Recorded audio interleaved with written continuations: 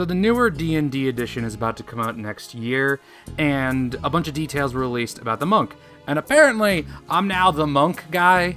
I don't know how that really happened, but, that's what people have been asking about. It's a lot of people asking, hey, Bone Wizard, did you see the new changes? Did you like them? What did you think of these changes? And, that's kind of what this video is for, to answer those questions. A bunch of people have been claiming that Wizards of the Coast copied me, so do I like these changes? Did Wizards of the Coast copy me? Will little Timmy ever get out of the well? Well, let's find out. So level 1, they get some changes to martial arts. All simple weapons are now considered monk weapons, as well as martial weapons with the light property. Well, hopefully scimitars and short swords are different in this edition. I'm not really following the weapon properties thing. Their martial arts die goes from a D6 to a D12. Well, that's good. In my version, I just gave them the ability to use higher damage die weapons, but kept their starting martial arts die at a D4. It just balances out a little bit. I think theirs might do a little bit more damage. Pretty negligible, honestly. They can also use dexterity in place of strength when they grapple or shove. I kind of like that. That's kind of fun. Just kind of like a little kung fu panda push. That's what it is. Grappling monk sounds interesting. I'm not really sure how that would go. Probably good since they're punching people. I'm assuming that will go well. All right, monk's focus. Patient defense allows you to disengage as a bonus action for free or spend a focus point to disengage and dodge as a bonus action. That's interesting. That they're kind of leaning in to the idea that monk is a skirmisher. They're like, they run in and run out. Okay, they're kiting. I'm hoping they have some ways to really capitalize on that kiting ability. I don't like that for my monk because I think the fantasy of being a monk is not running around slapping people and running away. That sounds kind of lame. I'd rather be a brawler and, take some punches, dodge a bit. I don't really want to do that fantasy, but you know what? That is for some people. This is good. This is a good thing. Step of the Wind allows you to dash as a bonus action for free or spend a focus point to disengage and dash as a bonus action and have your jump distance doubled. All right. That's pretty neat. That's pretty cool. I think that's something. At level 2, you also get Uncanny Metabolism. Once per a long rest, regain all focus points when you roll initiative. Okay. I don't like this. I know the internet has been clamoring for ways for the monks to regenerate ki, but just hear me out. Hear me out. You still get ki back on a short rest. So 1, maybe just make short rests more accessible, or 2, increase the total amount of ki they have. Just give the monk the amount of ki you want them to use up in between long rests. I don't think that's unreasonable. Like, you could regain it, sure, or just give them that total amount of ki. It's just simpler and it's just less text on your screen. If you want me to be using 4 ki throughout the day, then just give me 4 ki. Don't make me jump through extra hoops. It just seems weird. Level 3, they get Deflect Attacks. Reduce the damage of melee or ranged attacks that deal bludgeoning, piercing, or slashing damage by 1d10 plus dexterity plus monk level. All right, yeah, that's fine. That's I said that in my video. That's pretty cool. If the damage is reduced to 0, spend a focus point to redirect the damage. Okay, if you redirect the damage, does that mean you have to redirect it to another creature, like Drunken Monk, or is it the same creature? If it's the same creature, that'd be pretty cool. Melee attacks can be directed at a creature within 5 feet, while ranged against a creature within 60 feet. Target makes a dexterity saving throw and takes damage equal to 2 rolls of your martial arts die, plus your dexterity modifier. Interesting. They don't say it's an attack roll. Okay, I don't know if I like that as much. This is more damage. That's pretty cool. However, you're not getting the effects you would from subclasses or stuff like Stunning Strike, which I think isn't a worthwhile trade-off. Unless that isn't the case, then this is pretty damn cool. However, this still runs into the problem. You only have 1 reaction a turn, so as soon as people get multi-attack, like, who cares? You can redirect 1 attack, but the guy still has like 3 more attacks. You know what I mean? So I don't think this is as good. I think I prefer mine. Maybe if they had ways to get more reactions, that would be good, or just put themselves in a stance like mine. I also need to mention, I am biased as hell toward my monk. I need to put that out in front. Like, if it seems like, oh, you're being biased, yeah, well, I am. All in all, I think it's an improvement to base monk. I think they could go further, but that's just me. At level 3, they get their subclasses. Warrior of Mercy. First appearing in Tasha's Cauldron of Everything, the subclass is largely unchanged. Boo! Flurry of Healing Hands can now be used a number of times per a long rest equal to your Wisdom modifier. So I'm assuming they mean Flurry of Healing, the 11th level ability. Putting a cap on the healing for free, probably a good idea. Getting healing abilities, then come back on a short rest is a little strange. I think that's a little aggressive, but I think overall, probably for the better change. Warrior of Shadow. Shadow Arts now offer greater flexibility with how you can manipulate the use of shadows, although Pass Without a Trace and Silence have been removed.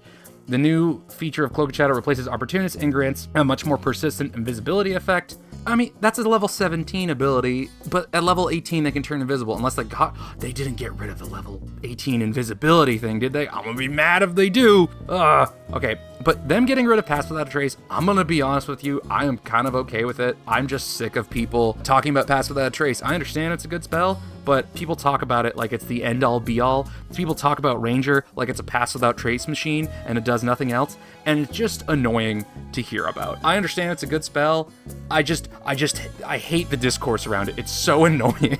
I want to hear people stop talking about this stupid spell. I'm just sick of hearing of it. So good, get rid of it. I'm done with it. I'm so done with the spell. I read the playtest 6 document, and I'm assuming Warrior of the Elements is similar to that. And I didn't like it. I thought it was pretty bland. I would rather play a Dragon Monk. It just seemed more interesting, in my opinion. I think they can deal acid damage, which I thought was strange. That doesn't seem very, Avatar-esque. Water, earth, fire, air, and also acid. Like, what? I don't know. It seemed weird. It just seems like a weird add-on. Personally, I think the damage types Way of the 4 Elements should get is fire and bludgeoning, and those are the only 2 damage types they should get.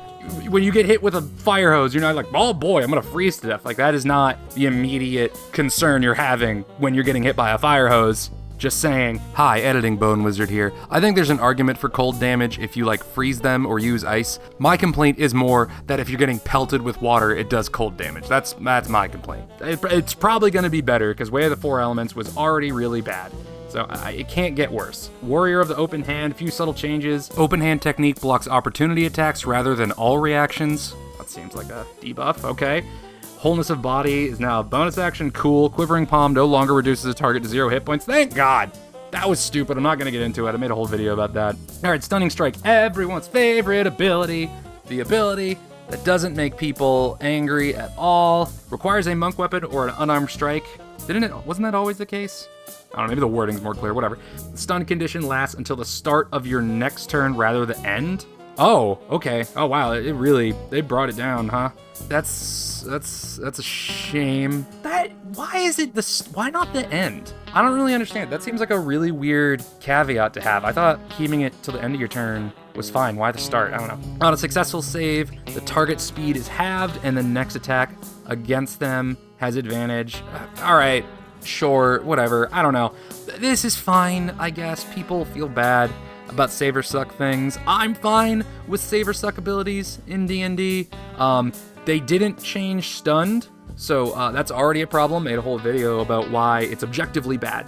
Because it is, I'm right. And this Stunning Strike can be used once per turn.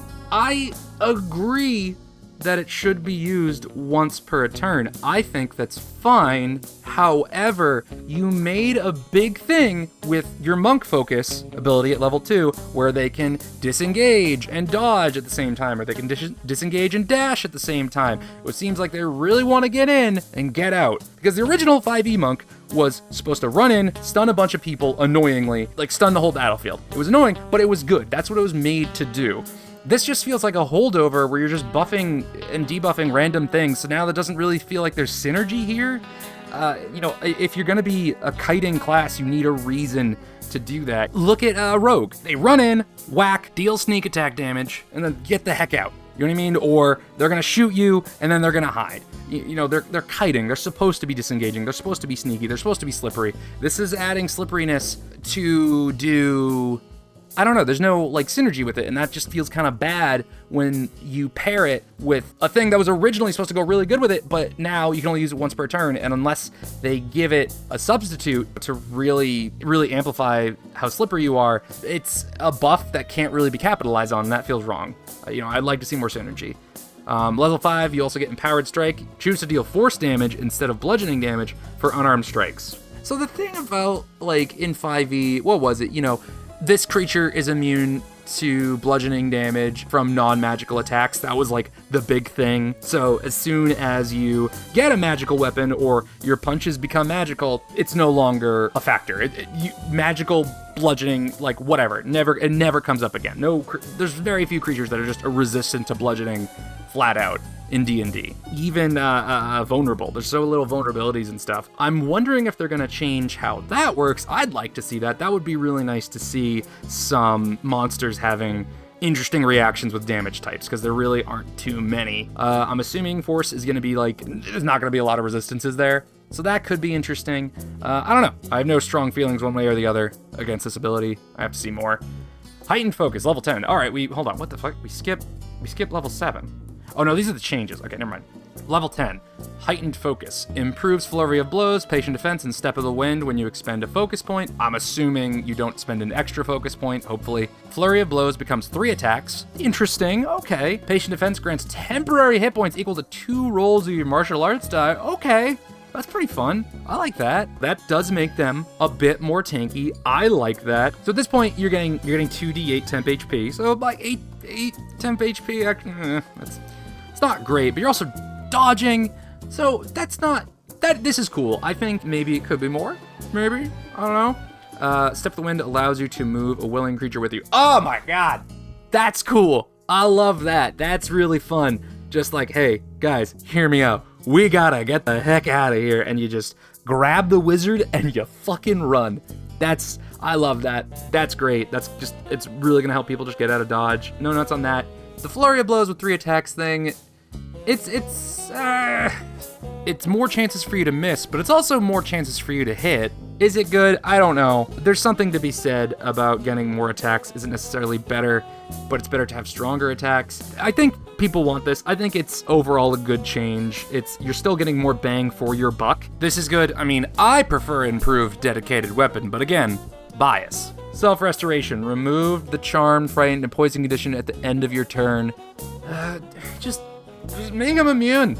Just make him immune. Like, isn't Paladin immune to, like, frightened? But this is more, I guess.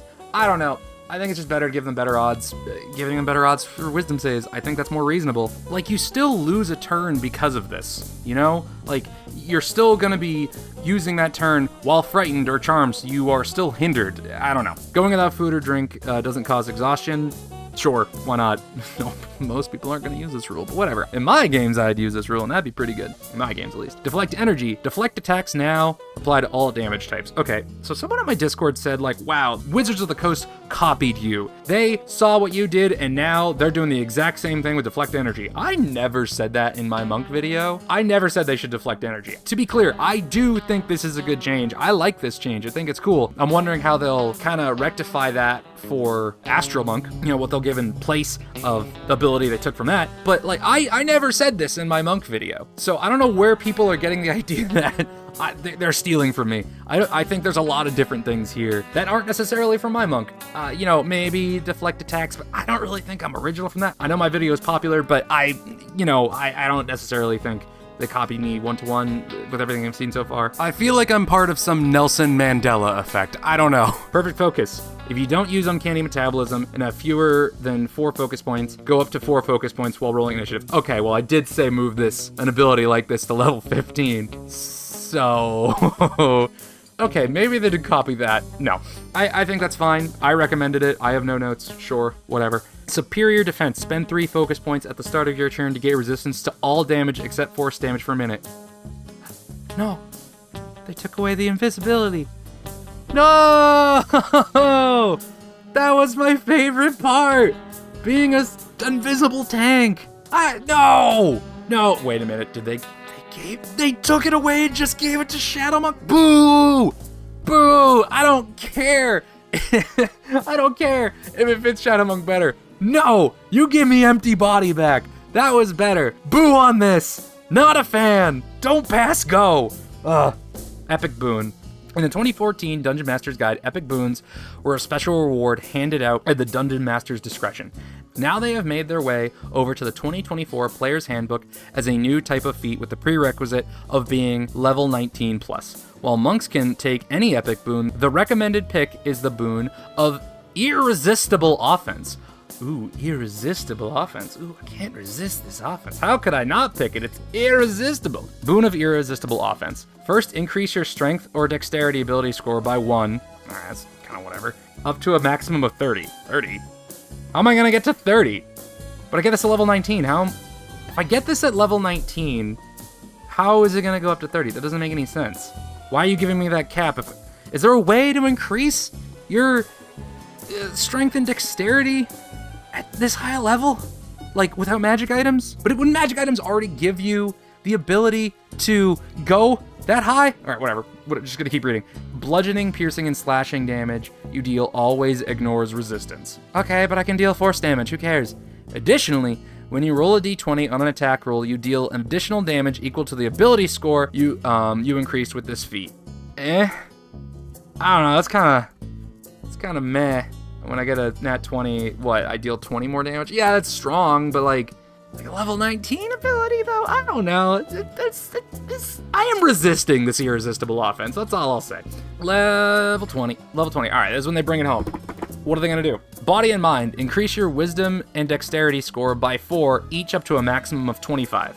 All right, that's pretty cool. Yeah, I think that's great. It's gonna help the DC of monks. It's gonna help their attack rolls, their damage, their AC. Yeah, it's good. Still prefer con because my monk was meant to get punched a lot. They're meant to be hit because you want to deflect attacks more. But this is still good. I think that's cool. I don't really understand the 25 bit. That seems like a weird little thing. Like 25 won't be giving you any more wisdom or dexterity, so why is that the limit? I don't really get that. Well, anyway, this was me looking at the monks. All in all, I really don't think they copied me that much. You know, maybe Perfect Focus being moved down to level 15. Maybe they got that idea from me. You know, other than that, I think it's pretty original. I don't think they copied me that much to their disadvantage, but I still think this is a good direction to put Monk in. I still think it needs some work. You're adding this whole slippery element and not giving him much to capitalize on that slipperiness. I think I saw Way of the Four Elements can like move through people and damage a bunch of people like with an AoE thing. That works there, but you know, you gotta have something on that for all the subclasses. I guess we'll see. From what I've seen, Open Hand Monk didn't really do that, so who knows? But yeah, overall, I think they're not copying much and they're doing their own thing, and it's a step in the right direction. Still needs some work, but this is good. Yeah. Also, eat shit, Moog!